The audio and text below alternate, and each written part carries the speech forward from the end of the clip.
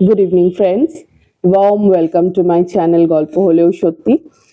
আর আজকে একটা স্যাটারডে, আমি আবার একটা ঘটনা নিয়ে হাজির হয়ে গেছি। তো এটা হচ্ছে আম, এই আমাদের আশেপাশেই এলাকার ঘটনা। হ্যাঁ, তো আমি বলছি ঘটনাটা। এটা হচ্ছে আমার যার কথা বলছি তার নাম হচ্ছে সানি।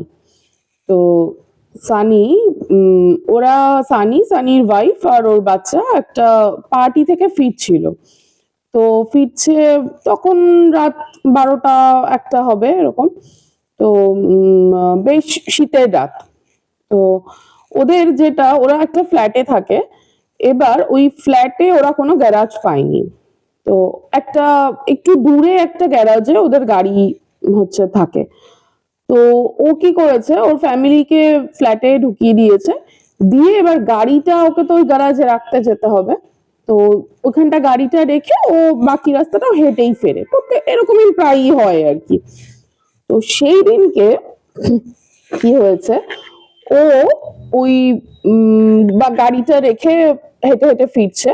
আর একদম নির্জন রাস্তা, একদম কোনো একটাও লোক নেই রাস্তায়।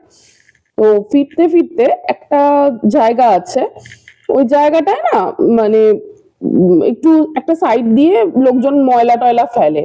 আর ওই জায়গাটা অনেক দিন ধরে ফাঁকাই পড়ে আছে। হুম। তো একটা পুকুর ছিল ওখানটা, ময়লা ফেলতে ফেলতে ফেলতে ফেলতে পুকুরটা প্রায় ভরাট হয়ে গেছে বলা যায় ওই ময়লাতেই। তো আহ, এবার ও ফেরার সময় দেখছে যে ওই একটা দিকে যে ময়লা ফেলে তার জাস্ট অপোজিট সাইডে একটা বাড়ি আছে, 3 তলা বাড়ি, অনেক পুরনো। তো বাড়িটা ফাঁকা, অনেকদিন ধরেই ফাঁকা, ওটা প্রমোটিং এ দেওয়া আছে। কিন্তু কিছু লিটিগেশনের জন্য ওখানটা কাজ এগোয়নি। তো এরকম, তো এরকম অনেকদিন ধরে ওই জায়গাটা ফাঁকাই পড়ে থাকে। তো সানি ফিরছে, ফিরতে ফিরতে ঠিক ওই জায়গাটা যখন পৌঁছায়, তো পৌঁছে ওর না হঠাৎ করে, অত শীতের রাত অথচ ওর বেশ গরম লাগতে থাকে। মনে হয় যেন বাবা কি গরম লাগছে। এবার ভাবছে যে ও তো এতটা হেঁটে আসলো, হ্যাঁ এবার সেটার জন্য হতে পারে গরম লাগছে। তো ও হাঁটতে হাঁটতে ওই জায়গাটা যেই পৌঁছেছে, ঠিক ওই জায়গাটা পার্টিকুলারলি ওই জায়গাটা এসে ওর গরমটা লাগছে। ও অতটা পাত্তা দেয়নি, কারণ ও ভাবছে যে হেঁটে আসার জন্য। ঠিক সেই সময় ও একটা হাসির শব্দ পাচ্ছে, একটা বৃদ্ধ মানুষ হাসছে এরকম আওয়াজ। তো ও ভাবছে, এদিক ওদিক তাকাচ্ছে যে কোথা দিয়ে আওয়াজটা আসছে।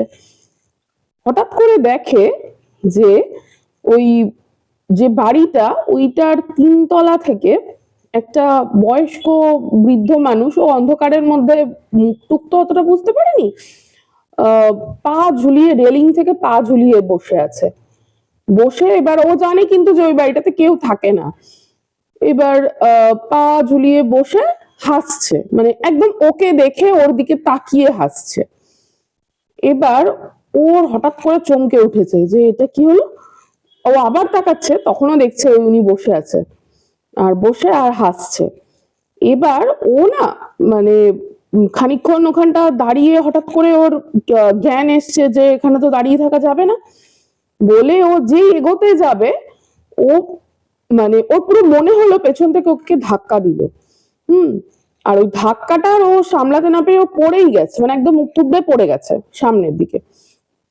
এবার পড়ে গিয়ে ওর তো সামনের দিকে কোথাও লাগার কথা না হয়ে, ওর মনে হচ্ছে কেউ পিঠটা জ্বালা জ্বালা করছে। হুম। ওর তখনও ভাবছে যে পিঠটা এরকম জ্বলছে কেন, পিঠটা ধাক্কা দেওয়ার জন্য, নাকি ভাবছে যে ধাক্কা দিলে আবার জ্বালা করবে কেন।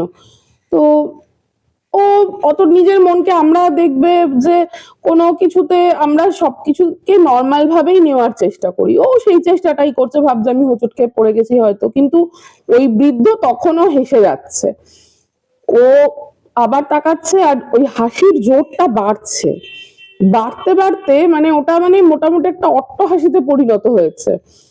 এইবার ও আর ওই উঠে কোনো মতে আর কোনো দিক না তাকিয়ে একদম দৌড়েছে, যে দৌড়ে একদম কোনো মতে বাড়ি পৌঁছাতে হবে। এইবার ও বাড়ির রাস্তায় আর পৌঁছাতেই পারছে না, শুধু ওর মনে হচ্ছে রাস্তা শেষই হচ্ছে না, রাস্তা শেষই হচ্ছে না। ও দৌড়েই যাচ্ছে, হাঁপিয়ে পড়ছে, একটু দাঁড়াচ্ছে, রেস্ট নিচ্ছে, আবার দৌড়াচ্ছে। ও বাড়ির রাস্তায় পৌঁছাতে পারছে না।